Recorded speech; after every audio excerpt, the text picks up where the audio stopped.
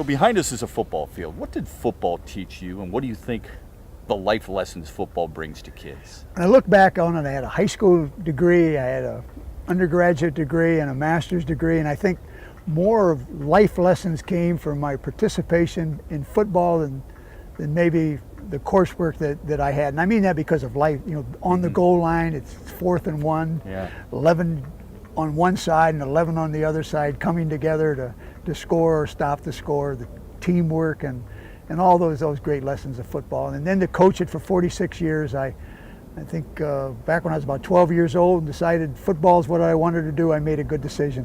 When did you realize you had the impact on young men and women? Because you go out and talk to a lot of people. When did you realize you had that type of impact? That's a great question, and I think the answer to that would be really not until I retired. So we'd be sitting at home with my wife, you know, in an afternoon about 2:30, and you get a phone call. And you may forget the games and the wins and the losses, but you'd never forget the players.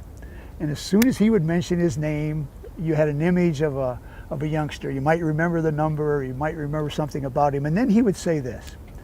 He'd say, "Coach, do you remember back when I was a sophomore and I was struggling? I had problems with the university and academics. Maybe I had some things going on at home, and we walked down the hall and you looked at me and you said something. And it made a difference in my life.